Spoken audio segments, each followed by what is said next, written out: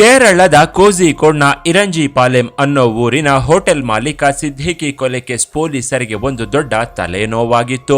ದಿನಕ್ಕೊಂದು ಟ್ವಿಸ್ಟ್ ಪಡ್ಕೊಂಡು ಪೊಲೀಸರ ನಿದ್ದೆಗೆಡಿಸಿತ್ತು.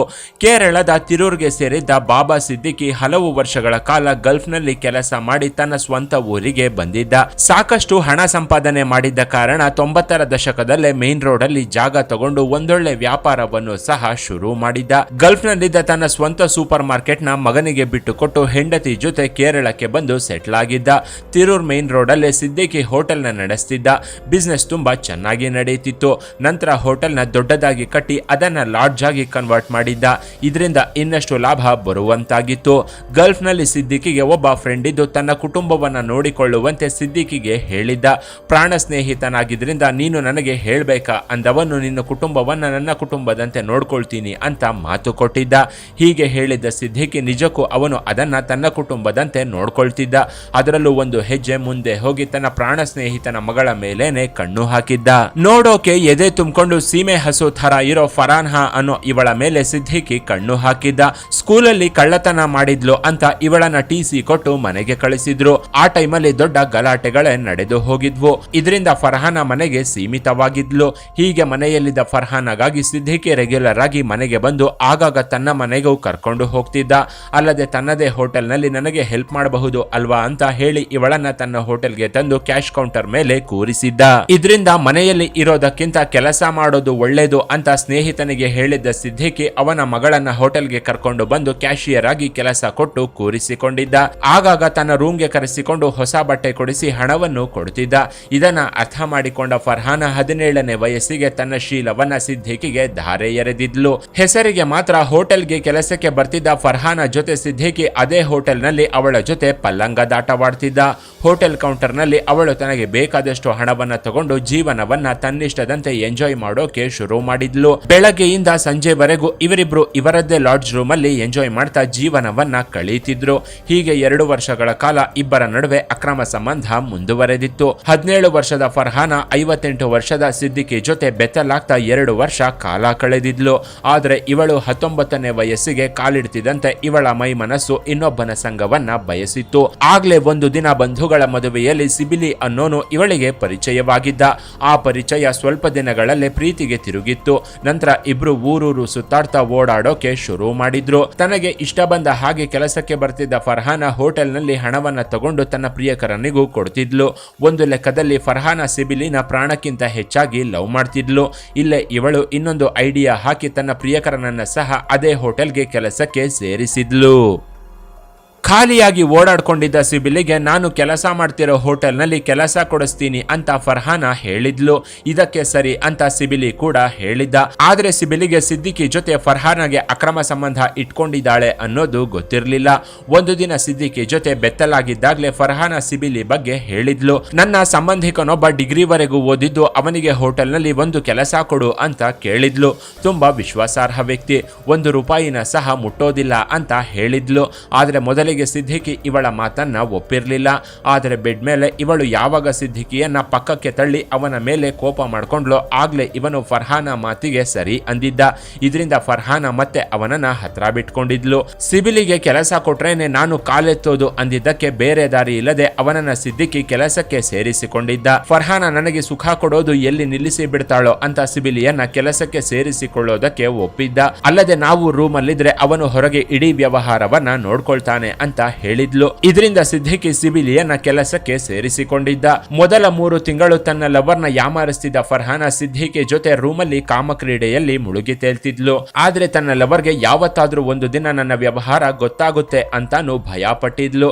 ಇದರಿಂದ ಸಿದ್ದಿಕಿ ಹತ್ರ ನಾವು ಈ ಲಾಡ್ಜ್ ಅಲ್ಲಿ ಎಂಜಾಯ್ ಮಾಡೋದು ಬೇಡ, ಈ ಹೋಟೆಲ್ ನಲ್ಲಿ ಗೊತ್ತಿರೋರು ಬಹಳಷ್ಟು ಜನ ಇದ್ದಾರೆ, ಈಗ ಸಿಬಿಲಿ ಕೂಡ ಬಂದಿದ್ದಾನೆ, ಹೀಗಾಗಿ ನಾವು ಸ್ವಲ್ಪ ದೂರದಲ್ಲಿದ್ದು ಬೇರೆ ಹೋಟೆಲ್ ನಲ್ಲಿ ಎಂಜಾಯ್ ಮಾಡೋಣ ಅಂತ ಹೇಳಿದ್ಲು. ಆಗ್ಲೇ ನನಗೆ ಮನೆಯಲ್ಲಿ ಮದುವೆ ಮಾಡೋಕೆ ಸಂಬಂಧಗಳನ್ನ ಹುಡುಕ್ತಿದ್ದಾರೆ. ಇದರಿಂದ ನಾನು ಈ ರೀತಿ ಹೋಟೆಲ್ ನಲ್ಲಿ ನಿನ್ನ ಭೇಟಿಯಾಗೋದು ಚೆನ್ನಾಗಿರೋದಿಲ್ಲ. ಅಲ್ಲದೆ ನನ್ನ ತಾಯಿಗೂ ನನ್ನ ಮೇಲೆ ಅನುಮಾನ ಬಂದಿದೆ ಅಂತ ಫರ್ಹಾನ ಹೇಳಿದ್ಲು. ಇದರಿಂದ ಸಿದ್ದಿಕಿ ತನ್ನ ಗುಡಾರವನ್ನ ಬೇರೆ ಕಡೆ ಶಿಫ್ಟ್ ಮಾಡಿದ್ದ. ಅದೇ ಹೋಟೆಲ್ಗೆ ಫರ್ಹಾನ ಸಿಬಿಲಿಯನ್ನ ಕರೆಸಿಕೊಂಡು ಅವನ ಜೊತೆಗೂ ಎಂಜಾಯ್ ಮಾಡೋಕೆ ಶುರು ಮಾಡಿದ್ಲು. ಯಾರಿಗೂ ಅನುಮಾನ ಬರಬಾರ್ದು ಅಂತ ಸಿದ್ದಿಕಿ ಯಾವಾಗ್ಲೂ 2 ರೂಮ್ ನ ಬುಕ್ ಮಾಡ್ತಿದ್ದ. ಒಂದು ಫರ್ಹಾನಾಗೆ ಆದ್ರೆ ಇನ್ನೊಂದು ಸಿದ್ದಿಕಿಗೆ ಅಂತ 2 ರೂಮ್ ನ ಬುಕ್ ಮಾಡ್ತಿದ್ದ. ಆದ್ರೆ ಯಾರು ನೋಡದೆ ಇದ್ದಾಗ ಪಕ್ಕದ ರೂಮಲ್ಲೇ ಇದ್ದ ಫರ್ಹಾನ ರೂಮ್ಗೆ ಸಿದ್ದಿಕಿ ನುಗ್ಗಿ ಬಿಡ್ತಿದ್ದ. ಇತ್ತ ಹೋಟೆಲ್ನ ಇಡೀ ವ್ಯವಹಾರವನ್ನ ಸಿಬಿಲಿ ನೋಡ್ಕೊಳ್ತಿದ್ದ. ಮೊದಲಿಗೆ ಚೆನ್ನಾಗಿ ಕೆಲಸ ಮಾಡ್ತಿದ್ದವನು ದುಡ್ಡು ನೋಡ್ತಿದ್ದಂತೆ ಅವನ ಬುದ್ಧಿ ಮಣ್ಣು ತಿನ್ನೋಕೆ ಶುರು ಮಾಡಿತ್ತು. ಹೋಟೆಲ್ ಗಲ್ಲಾಪೆಟ್ಟಿಗೆಗೆ ಕೈ ಹಾಕ್ತಿದ್ದವನು ಸಿಕ್ಕಾಗ್ಲೆಲ್ಲ ಸಾಕಷ್ಟು ಹಣವನ್ನ ಎಗರಿಸೋಕೆ ಶುರು ಮಾಡಿದ್ದ. ಇದರಿಂದ ಹೋಟೆಲ್ ನಲ್ಲಿ ನಡೀತಿದ್ದ ವ್ಯವಹಾರಕ್ಕೂ ಕೌಂಟರ್ ನಲ್ಲಿ ಇರ್ತಿದ್ದ ಕ್ಯಾಶ್ಗೂ ಅಜಗಜಾಂತರ ವ್ಯತ್ಯಾಸವಾಗಿ ಹೋಗಿತ್ತು.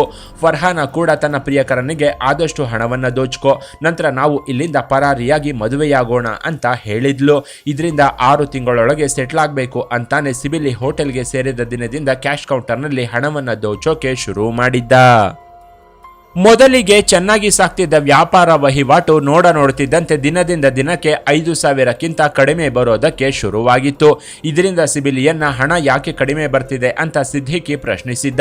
ಇದೇ ವಿಚಾರಕ್ಕೆ ಇಬ್ಬರ ನಡುವೆ ವಾಗ್ವಾದ ಹೆಚ್ಚಾಗಿ ಕೊನೆಗೆ ಸಿದ್ದಿಕಿ ಸಿಸಿಟಿವಿಯಲ್ಲಿ ಸಿಬಿಲಿಯ ಖತರ್ನಾಕ್ ಕೆಲಸಗಳನ್ನ ನೋಡಿ ಅವನಿಗೂ ತೋರಿಸಿದ್ದ. ಕೊನೆಗೆ ಸಿಬಿಲಿ ಮಾಡಿದ 18 ದಿನದ ಕೆಲಸಕ್ಕೆ ಸಂಬಳ ಕೊಟ್ಟು ಅವನನ್ನ ಕೆಲಸದಿಂದ ತೆಗೆದು ಹಾಕಿದ್ದ. ಹೀಗಾಗಿ ಸಿಬಿಲಿ ಮತ್ತು ಫರ್ಹಾನಾಗೆ ಸಿದ್ದಿಕಿ ಮೇಲೆ ಕೋಪ ಬಂದಿತ್ತು. ಫರ್ಹಾನ ಸಿಬಿಲಿ ಜೊತೆ ಹಲವು ಸಲ ಮಾತನಾಡೋದನ್ನ ಸಿದ್ದಿಕಿ ಸಿಸಿಟಿವಿಯಲ್ಲಿ ಗಮನಿಸಿದ್ದ.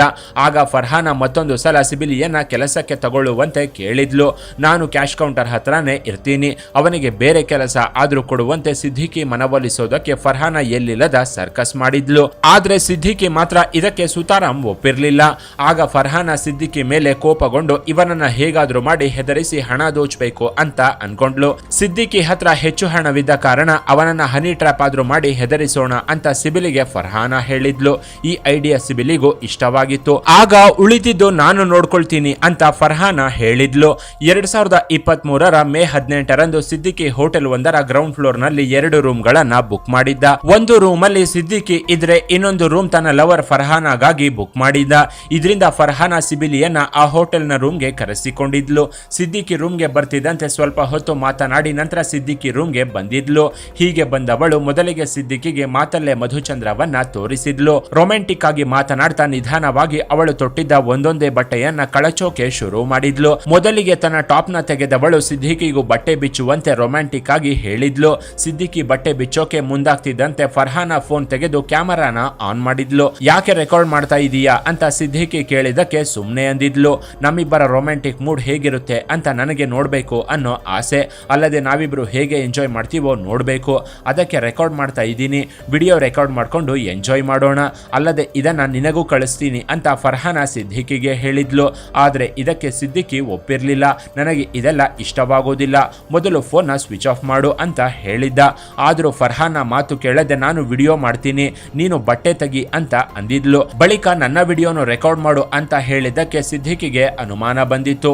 ನನಗೆ ಇಂತಹ ವ್ಯವಹಾರ ಇಷ್ಟವಾಗೋದಿಲ್ಲ ಅಂದವನು ಯಾರಾದ್ರೂ ನೋಡಿದ್ರೆ ನನ್ನ ಘನತೆ ಹಾಳಾಗುತ್ತೆ, ನಾನು ಜೈಲಿಗೆ ಹೋಗ್ಬೇಕಾಗುತ್ತೆ ಅಂತ ಅಂದಿದ್ದ. ಆಗ್ಲೇ ನಾನು ಮತ್ತೆ ಬರ್ತೀನಿ ಅಂತ ಅಲ್ಲಿಂದ ಎದ್ದು ಹೊರಗೆ ಹೋಗೋದಕ್ಕೆ ಮುಂದಾಗಿದ್ದ. ಆಗ ತಕ್ಷಣ ಪಕ್ಕದ ರೂಮಲ್ಲಿದ್ದ ಸಿಬಿಲಿ ಇವರ ರೂಮ್ಗೆ ನುಗ್ಗಿದ್ದ. ಹೀಗೆ ಬಂದವನು ಏಕಾಏಕಿ ಸಿದ್ದಿಕಿ ಕೈ ಹಿಡ್ಕೊಂಡು ಚಾಕು ತೋರಿಸಿದ್ದ. ಸಿದ್ದಿಕಿ ಇವನಿಂದ ಬಿಡಿಸಿಕೊಳ್ಳೋಕೆ ಒದ್ದಾಡ್ತಿದ್ದಾಗ್ಲೇ ಎದೆಗೆ ಸುತ್ತಿಗೆಯಿಂದ ಹೊಡೆದಿದ್ದ. ನಂತರ ಇಬ್ರು ಸೇರಿ ಸಿದ್ದಿಕಿ ಮೇಲೆ ಮನಸ್ಸೋ ಇಚ್ಛೆ ಹಲ್ಲೆ ಮಾಡಿದ್ರು. ಇದರಿಂದ ಸುಮಾರು 1/4 ಗಂಟೆಗೂ ಹೆಚ್ಚು ಕಾಲ ಚಿತ್ರಹಿಂಸೆ ಅನುಭವಿಸಿದ ಸಿದ್ದಿಕಿ ಪ್ರಾಣ ಪಕ್ಷಿ ಹಾರಿ ಹೋಗಿತ್ತು. ಬಳಿಕ ಸಿದ್ದಿಕಿ ಹತ್ರ ಇದ್ದ ಚಿನ್ನ, ಹಣ ಸೇರಿದಂತೆ ಅವನ ವಸ್ತುಗಳೆಲ್ಲವನ್ನ ದೋಚಿದ ಫರ್ಹಾನ ಮತ್ತೆ ಸಿಬಿಲಿ ಹೋಟೆಲ್ ರೂಮ್ನಿಂದ ಹೊರಗೆ ಬಂದು ತಮ್ಮ ರೂಮ್ನ ಸೇರ್ಕೊಂಡಿದ್ರು. ಸಿದ್ದಿಕಿ ಕೊಲೆ ಮಾಡಿದ ಬಳಿಕ ಮೃತದೇಹವನ್ನ ಹೇಗೆ ಇಲ್ಲಿಂದ ಸಾಗಿಸೋದು ಅನ್ನೋ ಯೋಚನೆ ಇಬ್ಬರಿಗೂ ಬಂದಿತ್ತು. ಆಗ ಸಿಬಿಲಿ ತನ್ನ ಸ್ನೇಹಿತ ಆಸಿಫ್ ಅಲಿಯಾಸ್ ಚುಕ್ಕು ಅನ್ನೋನ ಸಹಾಯ ಕೇಳಿದ್ದ. ಚುಕ್ಕು ಸಿದ್ದಿಕಿ ಮೃತದೇಹ ಸಾಗಿಸೋಕೆ 2 ದೊಡ್ಡ ಟ್ರಾಲಿ ಬ್ಯಾಗ್ಗಳನ್ನ ತಂದಿದ್ದ. ಆದ್ರೆ ಮೃತದೇಹ ದೊಡ್ಡದಾಗಿದ್ದ ಕಾರಣ ಅದರೊಳಗೆ ಹಾಕೋಕೆ ಸಾಧ್ಯವಿಲ್ಲ ಅಂತ ಎಲೆಕ್ಟ್ರಿಕ್ ಕಟರ್ನ ತರಿಸಿ ಬಾತ್ರೂಮ್ ನಲ್ಲಿ ಸಿದ್ದಿಕಿ ಮೃತದೇಹವನ್ನ 3 ತುಂಡುಗಳಾಗಿ ಕತ್ತರಿಸಿದ್ರು. ಬಳಿಕ ಅಲ್ಲಿ ರಕ್ತವಿಲ್ಲದ ಹಾಗೆ ನೀರಿನಿಂದ ತೊಳೆದಿದ್ರು. ನಂತರ ಪಕ್ಕದ ರೂಮ್ಗೆ ಹೋಗಿ ಎಂಜಾಯ್ ಮಾಡಿದವರು ಮರುದಿನ ಸಿದ್ದಿಕಿ ಶವವನ್ನ ಟ್ರಾಲಿ ಬ್ಯಾಗ್ ನಲ್ಲಿ ತುಂಬಿಕೊಂಡು ಹೊರಗೆ ಬಂದಿದ್ರು. ಮೊದಲು ಫರ್ಹಾನಳನ್ನ ಆಕೆಯ ಮನೆ ಹತ್ರ ಬಿಟ್ಟು ಅವರು ಶವವನ್ನ ಘಾಟ್ ರಸ್ತೆಯ 9 ವ್ಯೂ ಪಾಯಿಂಟ್ ನಿಂದ ಎಸೆದಿದ್ರು. ಕಾರನ್ನ ಸ್ವಲ್ಪ ದೂರದಲ್ಲೇ ನಿಲ್ಲಿಸಿ ಅಲ್ಲಿಂದ ಚೆನ್ನೈಗೆ ಪರಾರಿಯಾಗಿದ್ರು. ಆದ್ರೆ ಹಿಂದಿನ ದಿನದಿಂದ ಫೋನ್ ರಿಸೀವ್ ಮಾಡದೆ ಇದ್ದಿದ್ರಿಂದ ಸಿದ್ದಿಕಿ ಪತ್ನಿ ಪೊಲೀಸರಿಗೆ ಕಂಪ್ಲೇಂಟ್ ಕೊಟ್ಟಿದ್ಲು. ಪೊಲೀಸರು ಸಿದ್ದಿಕಿಗಾಗಿ ಹುಡುಕಾಟವನ್ನ ಆರಂಭಿಸಿದ್ರು. ಆದ್ರೆ ಮೊದಲಿಗೆ ಈ ಕೇಸ್ನ ಅಷ್ಟು ಸೀರಿಯಸ್ ಆಗಿ ತಗೊಂಡಿರ್ಲಿಲ್ಲ. ಪ್ರಾಥಮಿಕ ವಿಚಾರಣೆಯನ್ನ ನಡೆಸಿ ವ್ಯವಹಾರಗಳ ಸಲುವಾಗಿ ಬೇರೆ ಕಡೆ ಹೋಗಿರಬಹುದು ಅಂತ ಭಾವಿಸಿದ್ರು. ಆದ್ರೆ ಸಿದ್ದಿಕಿ ಮಗ ಪೊಲೀಸರ ಮೇಲೆ ಒತ್ತಡ ಹಾಕೋಕೆ ಶುರು ಮಾಡಿದ್ದ. ಹಾಗೆ 3ನೇ ದಿನ ಸಿದ್ದಿಕಿ ಹೋಟೆಲ್ ಖಾತೆಯಿಂದ ಹಣ ಡ್ರಾ ಆಗ್ತಿರೋದನ್ನ ಸಿದ್ದಿಕಿ ಮಗ ಗಮನಿಸಿದ್ದ. ಯಾಕಂದ್ರೆ ಆ ಅಕೌಂಟ್ ಮಗನ ಹೆಸರಲ್ಲೇ ಇದ್ದ ಕಾರಣ ಹಣ ಡ್ರಾ ಆಗ್ತಿರೋದು ಅವನ ಗಮನಕ್ಕೆ ಬಂದಿತ್ತು. ಮತ್ತೊಂದು ಕಡೆ ಸಿದ್ದಿಕಿ ಕಾಣೆಯಾದ 1 ವಾರದ ಬಳಿಕ ರಸ್ತೆಯಲ್ಲಿ ಏನೋ ದುರ್ವಾಸನೆ ಬರ್ತಿದೆ ಅಂತ ಸ್ಥಳೀಯರು ಪೊಲೀಸರಿಗೆ ತಿಳಿಸಿದ್ರು. ಆಗ್ಲೇ ಸಿದ್ದಿಕಿ ಕೈ ಟ್ರಾಲಿ ಬ್ಯಾಗ್ ನಿಂದ ಹೊರಗೆ ಬಂದಿತ್ತು. ಟ್ರಾಲಿ ಬ್ಯಾಗ್ ಒಂದರಲ್ಲಿ ಕೊಳೆತ ಸ್ಥಿತಿಯಲ್ಲಿ ಮೃತದೇಹ ಇದೆ ಅಂತ ಪೊಲೀಸರಿಗೆ ಮಾಹಿತಿ ಬರ್ತಿದ್ದಂತೆ ಸ್ಥಳಕ್ಕೆ ಹೋಗಿ ಪರಿಶೀಲನೆ ನಡೆಸಿ ಮೃತದೇಹವನ್ನ ಮರಣೋತ್ತರ ಪರೀಕ್ಷೆಗೆ ಕಳಿಸಿದ್ರು. ಮತ್ತೊಂದು ಕಡೆ ಕಾರು ಕೂಡ ಸಿಕ್ಕಿತ್ತು. ಹೋಟೆಲ್ಗೆ ಸಂಬಂಧಪಟ್ಟ ಬ್ಯಾಂಕ್ ಅಕೌಂಟ್ ನ ಪೊಲೀಸರು ಬ್ಲಾಕ್ ಮಾಡ್ತಾರೆ ಅನ್ನೋ ಉದ್ದೇಶದಿಂದಲೇ ಸಿಬಿಲಿ ಸಿದ್ದಿಕಿ UPI ಮೂಲಕ ಡೆಬಿಟ್ ಕಾರ್ಡ್ ಬಳಸಿ ಫರ್ಹಾನ ಸಹೋದರನ ಅಕೌಂಟ್ಗೆ 2 ಲಕ್ಷವನ್ನ ಕಳಿಸಿದ್ದ. ಹೀಗೆ ಹಂತ ಹಂತವಾಗಿ ದುಡ್ಡನ್ನ ಕಳಿಸ್ತಲೇ ಇದ್ದ. ಆಗ ಪೊಲೀಸರು ಫರ್ಹಾನ ಸಹೋದರನನ್ನ ವಶಕ್ಕೆ ಪಡೆದು ವಿಚಾರಿಸಿದಾಗ ಫರ್ಹಾನ ಮತ್ತೆ ಸಿಬಿಲಿ ಹೆಸರುಗಳನ್ನ ಬಾಯಿ ಬಿಟ್ಟಿದ್ದ. ಆದ್ರೆ ಅಲ್ಲಿಗಾಗ್ಲೇ ಈ ಇಬ್ರು ಅಮರ ಪ್ರೇಮಿಗಳು ಕೇರಳ ಬಿಟ್ಟು ಪರಾರಿಯಾಗಿದ್ರು. ಕೊನೆಗೆ ಇವರಿಗಾಗಿ ಬಲೆ ಬೀಸಿದ ಪೊಲೀಸರು ಚೆನ್ನೈ ಎಗ್ಮೋರ್ನಲ್ಲಿ RPF ಪೊಲೀಸರ ಸಹಾಯದ ಮೂಲಕ ಇವರನ್ನ ಅರೆಸ್ಟ್ ಮಾಡಿದ್ರು. ಮೊದಲಿಗೆ ಈ ಕೇಸ್ನ ಹನಿ ಟ್ರ್ಯಾಪ್ ಅಂತಾನೆ ಎಲ್ರು ಅನ್ಕೊಂಡಿದ್ರು.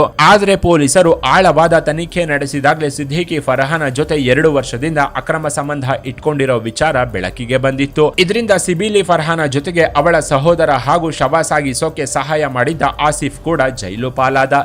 ಇಲ್ಲಿ ಸಿದ್ದಿಕಿ ಕಾಮವೇ ಅವನ ಪ್ರಾಣವನ್ನ ತೆಗೆಯುವಂತೆ ಮಾಡಿತ್ತು. ಇತ್ತ ಇಷ್ಟು ಚಿಕ್ಕ ವಯಸ್ಸಿಗೆ ಕೊಲೆ ಮಾಡಿದ್ದ ಫರ್ಹಾನಾಗೆ ಜೀವಾವಧಿ ಶಿಕ್ಷೆಯೊಂದೇ ಗಟ್ಟಿಯಾಗಿದ್ದು ಇವಳ ಅಳಿದುಳಿದ ಯೌವನವನ್ನ ಜೈಲಿನ ಗೋಡೆಗಳ ಮಧ್ಯೆ ಕಳಿಬೇಕಾಗಿದೆ. ಇನ್ನು ಈ ಸ್ಟೋರಿ ಬಗ್ಗೆ ನಿಮ್ಮ ಅಭಿಪ್ರಾಯವನ್ನ ಕಾಮೆಂಟ್ ಮಾಡಿ. ಕೆಳಗಿನ ಡಿಸ್ಕ್ರಿಪ್ಷನ್ ಬಾಕ್ಸ್ ನಲ್ಲಿ ವಾಟ್ಸ್ಆಪ್ ಚಾನೆಲ್ ನ ಲಿಂಕ್ ಕೊಡಲಾಗಿದ್ದು ಅದನ್ನ ಸಹ ಫಾಲೋ ಮಾಡಿ. ಇನ್ನಷ್ಟು ಇಂಟ್ರೆಸ್ಟಿಂಗ್ ವಿಡಿಯೋಗಳಿಗಾಗಿ ಚಾನೆಲ್ ನ ವಿಸಿಟ್ ಮಾಡಿ.